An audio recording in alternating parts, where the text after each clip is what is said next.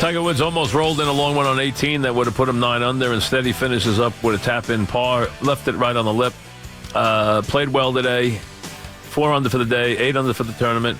And right now, he's tied with about 5 others at 8 under. So very good first 2 days for Tiger Woods in the Bahamas. Sets up an interesting weekend. We have all the college football coming up with Danielson. We got Schrager on the NFL. We got Doc O'Brien on the injuries. We have picks. We have all that coming up on a Football Friday program as we move into the month of December here. The Kansas City Chiefs with Darrelle Revis in the lineup will take on the Jets on Sunday, and the Giants will be out in Oakland. They are traveling a very long way to play a game at 2-9 against another disappointing team in the silver and black. So that's where we are right now as we move, as we said, into the month of December. We are now 2 weeks away from the last show. We are also 24 days away from Santa Claus. Butch in East Meadow. What's up, Butch? Hey, Mike. Yesterday on the show, you had mentioned that Archie Manning had some input about his son's predicament with the Giants. I was curious. I haven't input. seen anything. He just made a comment about that. Well, Eli. He made comments about how Eli felt. That was it. Right. No, the point I was going to get at was: has his brother Peyton? Have you heard or seen? I haven't seen or heard anything from him. No, I have not heard anything from Peyton. No, I've heard just Archie. Archie commented about Eli. Commented about how Eli felt about things. Said he was hurt but not bitter.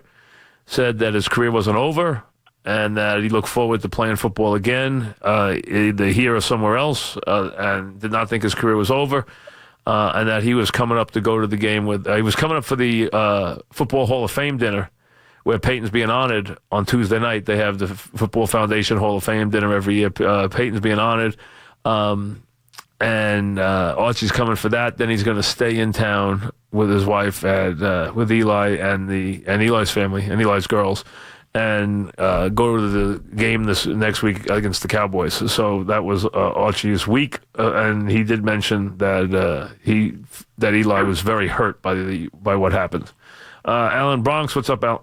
Hey, Mike, thanks for taking the call. Yeah. Hey, Mike, I just want to echo the sentiment. I hope to talk to you a few more times, but you know how much you're going to be missed, and I just want to personally agree or disagree. I am going to miss you immensely, Mike. Okay, thank you. You're very welcome. And I just want to talk a little bit about the schedule. Well, let's say the Patriots, the Patriots and the Steelers, let's say they both go into that game where they both stand with their records. It's a 4 o'clock game now. No, it's a 4 o'clock game at all. It's a 4 o'clock game. It's already been protected by the network. Oh, so they're not good. That would be like cannot be moved. Cannot be moved. Would be in front. Okay. Cannot be moved. And if I could just ask one a little bit out of bounds, I know I get with all the guests you're going to have, and you have to talk to everybody. From your past, and I'm looking forward to it so much. Is there any chance at all you're going to have any chance for like a different, like a guest, because I was wondering about getting to talk to Doug Waite of the Islanders, because they're playing really well. He's got Ranger past, and they're just doing so well this year. I mean, people are predicting them to go really far. And I love Doug Waite. I think he's a great guy, and I know he's a fan of yours. I don't know. I haven't really had any contact with that. I'm not sure. We have a lot of people coming and going. I'm not positive about all the guests. We could have a lot coming from all different places the next couple of weeks. We got a lot of prominent ones coming on. We'll have a lot that we jam into the 14th show. So I'm not even sure of everybody, to be honest with you. James in Queens. What's up, James? Hey, what's going on, Mike? What's happening? Not much. Just want to talk about a little bit last night's game. Terrible performance by the Redskins. The Redskins played a terrible game last night. My God, the turnovers, then the punt return. Their quarterback actually played well, and the rest of the team just was dreadful.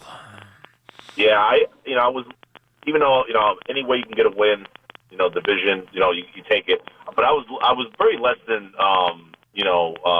impressed with the performance. I thought the Redskins really played bad, and I thought at 10-0, I was like, man, this game should be up. If they were good, you're talking like 28-0 kind of game, which it should have been if you were playing a team with clicking on all cylinders.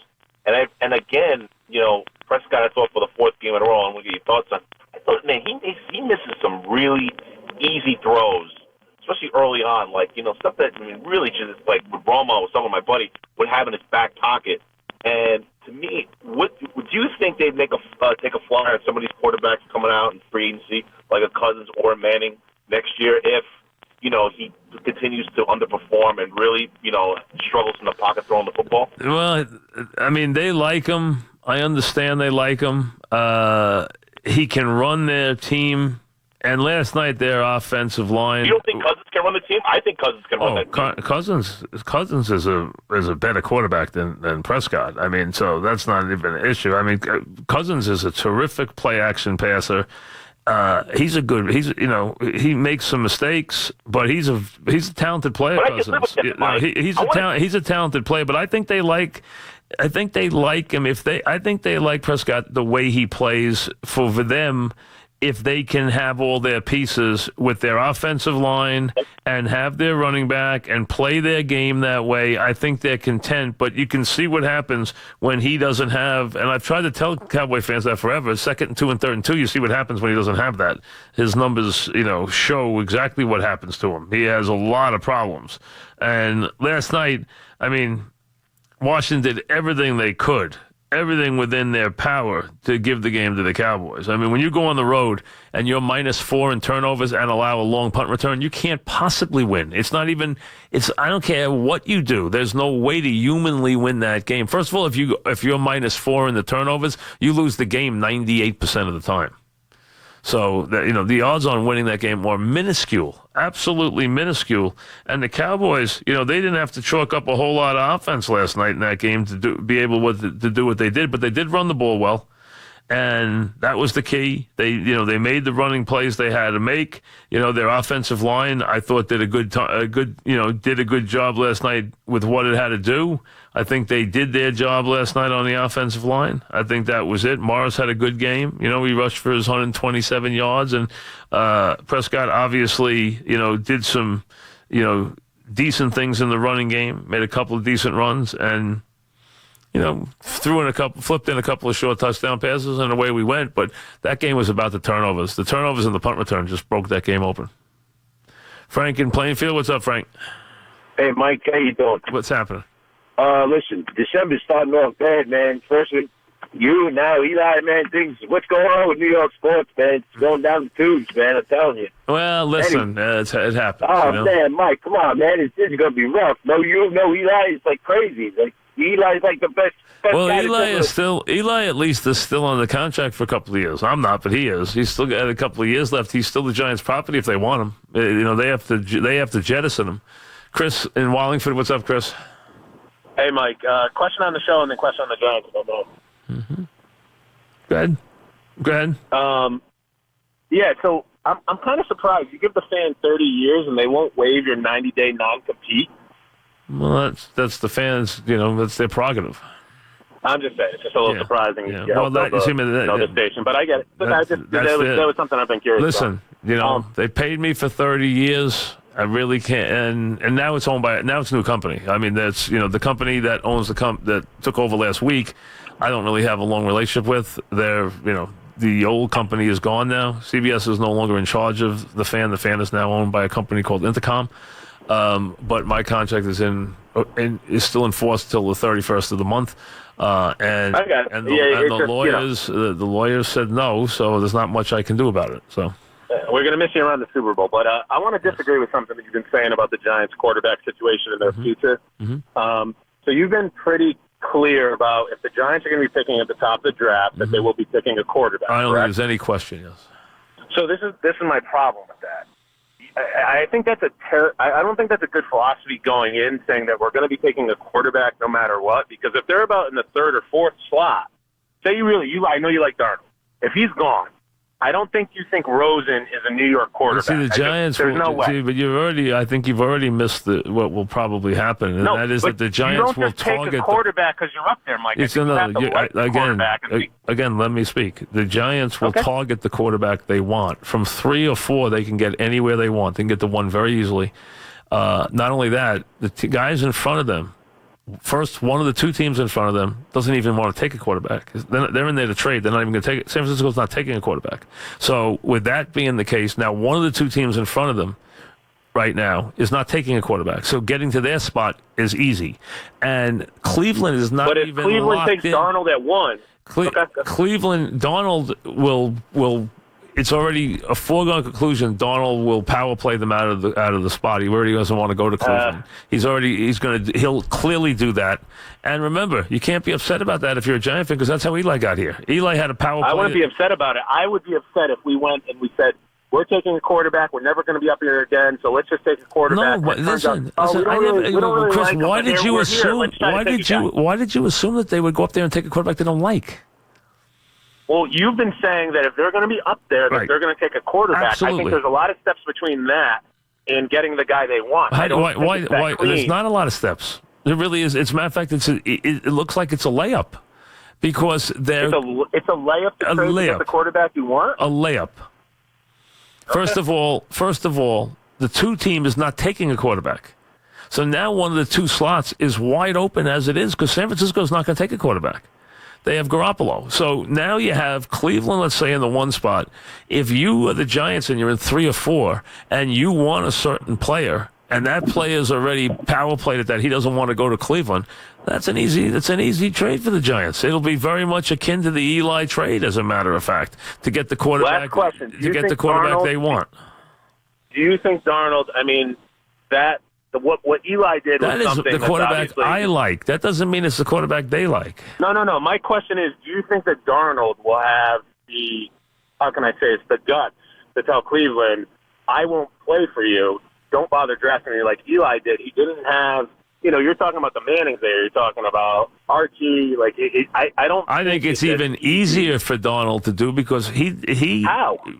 Because of the fact that he can hint before the draft ever happens, before he even commits, in the weeks leading up to it, that if Cleveland's thinking of taking him, he's not even going to declare. So he doesn't even have to. Once he declares, you think Cleveland's going to take him if he declares? If he's already said that beforehand? He's not. He doesn't have a lot of options. No, once he puts himself in. It's not like he's not going to play baseball. He's not John Elway. So once he puts himself in, he's still a young man, though. So the bottom line is, these teams will never take a player who doesn't want to go there. They will never start off their relationship with a guy like that. There's enough players in the draft to take that they will never start off. John Elway didn't want to be in Baltimore. He didn't go there. Eli didn't want to be in San Diego. He didn't go there because you're not going to start off at the top of the draft, put everything you have to put into a first-pick quarterback, and want a guy who doesn't want any part of you. You don't want that. So you move him to the team that you make the deal with the team that he wants to go to or that wants him, and then you go about your business. And that's what Cleveland would probably do. But remember, Cleveland's even sent out messages that they're happy with their quarterback. So you don't even know for sure if they're not going to be in trade mode right from the start themselves. San Francisco's going to be in trade mode. Cleveland might be in trade mode. What better year to be at the top of the draft looking for a quarterback if the 1 and 2 teams are talking about trading out of the spots before we even get to the draft? And that's where you might be this year. To me, it looks like it's going to be easy for the Giants to get a quarterback.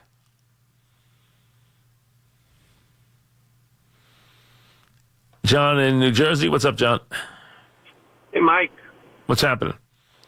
All right. I've been listening to you for 30 years. I was a mailman. I used to listen to you in my truck, and it made the day go so much quicker. Great. I'm glad. I retired with 30 years service. Right. And I know what you're feeling right now, but I'm telling you, it's the best feeling. You're going to wake up. If you want to go do something, you can do something. If you don't want to do it, you don't have to do it. Well, yeah, it sounds good. Sounds good. But I also want to. It's not retirement. No, you see, it's not retirement. And again, I don't consider myself retiring because first of all, I've never worked for a living. I've had a job that I love, so I didn't really feel like I was working. I love this job. Number 2, I'm not stepping away and not doing anything anymore. I still want to do some stuff. It might not be for a couple of months, but I still have some things I want to do. So still ideas about some stuff, some things I've got some plans for. So I still want to work. Now, I'm not going to work Monday to Friday, 5 days a week anymore. I don't see myself doing that. But I don't think you have to do that anymore. It's a different world now, and you can really produce content and do things in a different way, which, I think we'll be able to do. I just have to wait to talk about it because I just can't. I'm not allowed. So there's nothing I can do about that. It's an agreement I made a long time ago. and I got to stick to for the last 2. We've stuck to it this far. We got to stick to it for the last 2 weeks, and that is not to talk about anything in the future, which we promised to do. So, that's been part of the deal, and we're going to finish up that way, the way we promised we would, and the way we handled everything. That the only thing is, I just prohibited from doing certain things for the first 90 days.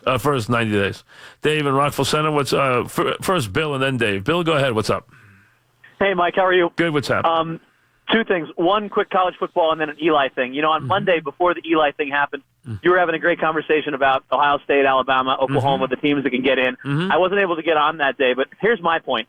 In college basketball, they have an AP poll, but the committee does nothing until Selection Sunday. I think the fact that in college football that the committee actually makes these weekly rankings, that they almost lock themselves. For example, this week, the fact that they decided on Tuesday to say Oklahoma is 4 and Alabama's 5, I think now if Oklahoma wins that game, they have to take them. They can't win a game and then have Alabama skip over them. Not automatically true, because margin of victory, how every other game plays into it, how games against certain teams perform well, another team loses. There are things that can change it.